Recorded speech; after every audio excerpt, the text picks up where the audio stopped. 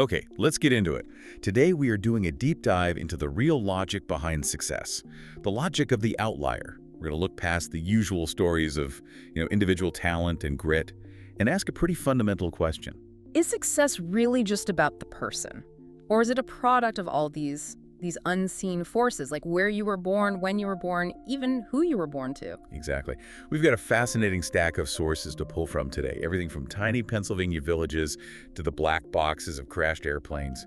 Our mission is to give you the shortcut to understanding the hidden advantages and sometimes disadvantages that really shape who gets to the top. And to start, I think we have to go to this tiny town in Pennsylvania called Roseto. Right, this is back in the late 1950s. A really unique, forgotten little Italian-American community. Totally insular. It was founded by immigrants from Roseto Valfrattore in Italy, and they basically just recreated their old world village right there in the U.S. So a physician, Stuart Wolfe, starts studying them, and the data he finds is just, it's completely baffling, right? Baffling is the word. I mean, this community was a complete outlier when it came to health. An outlier in a good way, I assume. Oh, a huge way. Wolf found the death rate from all causes is something like 30 to 35% lower than anyone expected. Wow. But here's the kicker. For men over 65, deaths from heart disease were about half the U.S. average. Hell. And get this, almost no one under 55 died of a heart attack. They seem to be, immune. That's incredible. And my first thought has to be diet.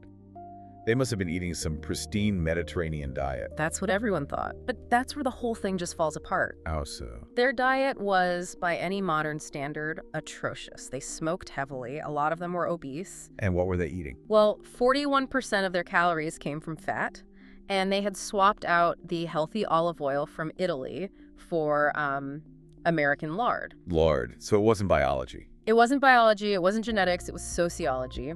A sociologist named John Brune looked at the town and found almost no stress indicators. Like what? No suicide, no alcoholism, no drug addiction, very little crime. They had this incredibly powerful, protective social structure. So it wasn't what they were choosing as individuals, it was the world they had built around themselves. Exactly. 3-generation family meals, tight community bonds. People were always out on the street talking. You were never really alone. It was the forest, not the individual tree. Okay, so if community can be an unseen advantage, let's shift to another one. Timing. Specifically, arbitrary rules that can lock people into success. Or failure. Right. Let's look at Canadian hockey.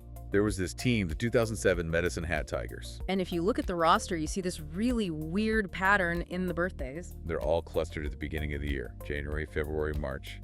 The odds of that happening by chance are, well, tiny. It's not chance at all. It's the rules of the game. In Canadian youth hockey, the cutoff date is January 1st. So a kid born on January 2nd is in the same age group as a kid born on December 30th. Exactly. And when you're 9 or 10 years old, that 10 or 11-month age gap is a massive physical advantage. You're just bigger, stronger, more coordinated. And that small initial difference just snowballs. Right. It completely snowballs. Yeah. It's a mechanism we call selection, streaming, and differentiated experience. The slightly older kids get picked for the all-star teams. Which means better coaching. Better coaching, more ice time, better teammates. That small physical edge gets magnified over and over and over again. And this is what's known as the Matthew effect. Precisely. A cumulative advantage. For unto everyone that hath shall be given.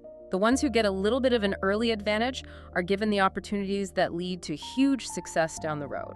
It sounds incredibly inefficient, though.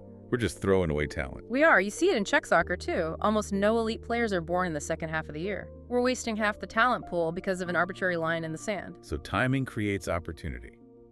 And that brings us to practice, the 10,000-hour rule. Right, the idea that mastery takes about 10,000 hours of practice. But the real question is, how on earth do you get that much time? You need an extraordinary opportunity. Look at Bill Joy, the computer programming legend. He got his 10,000 hours because he landed at the University of Michigan in 1971. And Michigan just happened to have one of the world's first advanced time-sharing computer systems. Which meant he could program in real time, not with those slow, clunky punch cards everyone else was using. It was a huge advantage. But there was more to it than that. Oh, yeah. He found a bug, a glitch in the software where if you typed T = K, it gave you unlimited free computer time. He had an all-access pass. He basically lived at the computer lab, 8-10 hours a day. He hit his 10,000 hours while he was still a student. The world had to give him that chance first. And the story of Bill Gates is even more, I mean, it's just a series of unbelievable lucky breaks. It's almost comical. He goes to this one high school in Seattle, Lakeside, that in 1968 happens to have a time-sharing computer terminal. As a 13-year-old, this was basically unheard of, even for most colleges. So he gets this incredible head start. And it just keeps compounding. The school's money runs out, but then he gets an opportunity to test software for a local company, then another one. He was racking up the hours. He clocked over 1,500 hours in one 7-month period alone. By the time he dropped out of Harvard, he was so far past 10,000 hours, he was ready for the moment. So it's not just talent, it's coming of age at the exact right time in the exact right place to make that talent matter. That's the key.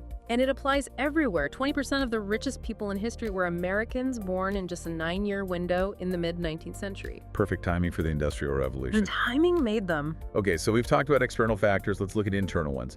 Raw intelligence, for example. Oh, okay. We always assume more is better. Which brings us to Chris Langan. An absolute genius. Yeah. His IQ is estimated at 195. Einstein's was, what, 150? Right. By all measures, he should have changed the world. But today, he works on a horse farm. And his story is, it's a story of failure, but not intellectual failure. He dropped out of college twice over, basically paperwork. Simple bureaucratic hurdles. A missed financial aid form. A class transfer that got denied. Things that most of us figure out how to navigate. So what does that tell us about IQ? It tells us there's a threshold. You need to be smart enough, maybe an IQ of 115 or 120 to succeed in a tough field, but beyond that point, more IQ doesn't equal more real-world success. Langan was missing something else. He was missing practical intelligence, social savvy, the learned skill of how to negotiate with the world, how to make it work for you. And for the perfect contrast, you just have to look at Robert Oppenheimer. The director of the Manhattan Project. I mean, the contrast is stunning. In graduate school, Oppenheimer tried to poison his tutor. He tried to poison him. And what was his punishment? Probation?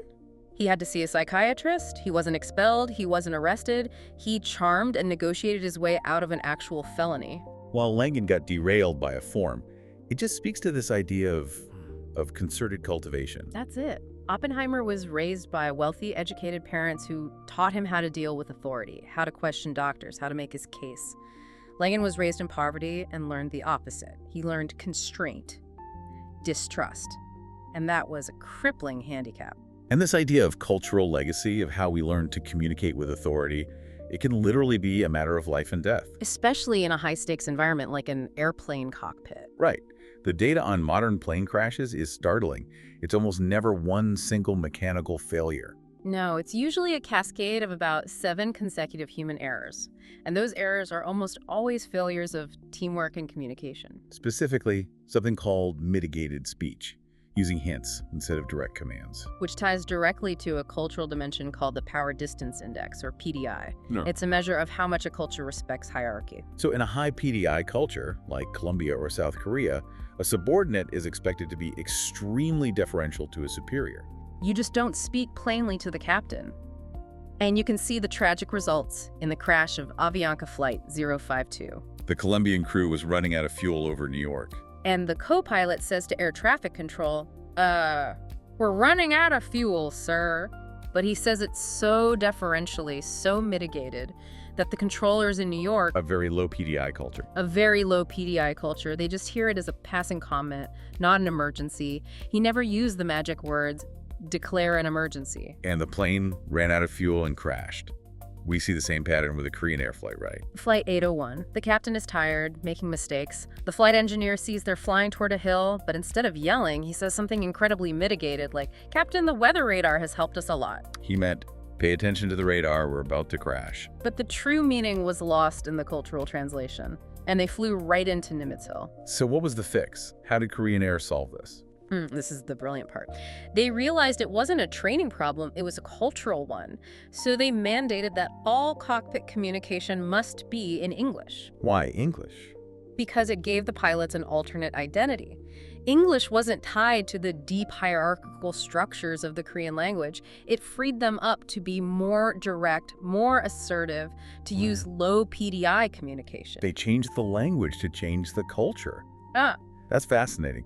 Okay, so for our final piece, let's talk about the legacy of meaningful work. Right. Why do Asian students consistently outperform Western students in math?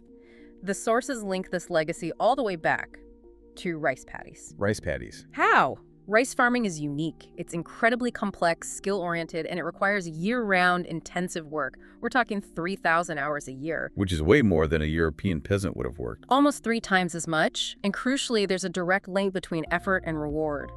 The harder and smarter you work on your paddy, the more you harvest. It's autonomous. So that creates a cultural belief that hard work pays off. A powerful one. There are Chinese proverbs about it. No one who can rise before dawn 360 days a year fails to make his family rich. That cultural mindset, that belief in meaningful effort, gets passed down. And that's the perfect setup for the kind of patient, persistent work that math requires. Exactly. And it's also the final piece we need to understand an outlier like the lawyer Joe Flom. The legendary corporate lawyer. His background seems to have all of these elements we've been talking about. It's a perfect storm. First, he's born in the 1930s, a demographic trough, which meant less competition for schools and jobs, demographic luck. Second, he's Jewish at a time when the big old-line law firms were incredibly discriminatory. So he was excluded, forced to work at a second-rate firm that had to take the legal scraps nobody else wanted. Things like hostile takeovers and litigation. The messy stuff. But then, in the 1970s, hostile takeovers exploded. And suddenly, Joe Flom and his colleagues were the only lawyers in the world with 15 years of experience in that exact field. Their disadvantage became their expertise. So that's the opportunity. What about the cultural legacy? It came from his parents, who were immigrant garment workers. And you have to understand, garment work back then was meaningful work. Meaningful how? It had the 3 essential qualities. Autonomy, you controlled your business. Complexity, you had to manage materials and designs. And a clear connection between effort and reward. It taught their children that you can use your mind and your imagination to shape the world. The practical intelligence that Chris Langan never got. That's the key. Joe Flom's success was the product of all of it. Demographic luck, an opportunity born from discrimination, and the cultural legacy of meaningful work. It was all predictable. So when you pull it all apart, you realize that success is so deeply rooted in the forest, the time, the place, the culture we grew up in. We really underestimate how much of success is just stuff the individual had nothing to do with. It makes you realize how important the rules we write as a society really are. Absolutely. When we understand the context, the Rose 10 community, Bill Gates' timing, the PDI in a cockpit, we see that success isn't some magic quality. It's largely engineered. And that means we can engineer it for more people. We can salvage all that squandered talent just by changing the rules. Which is a powerful thought to leave you with. And it brings us right back to those hockey players. That arbitrary January 1st cutoff. Consider this. The same dynamic that creates hockey superstars also seems to impact mental health. Research shows that students who attempt suicide are more likely to be born in the second half of the school year. The same system that rewards early maturity also seems to lock kids born later into these long patterns of discouragement. So knowing that, here's the question for you to think about this week. What structural rule in your life, in your community, an arbitrary deadline, a weird hierarchy, could you change to level the playing field for someone else?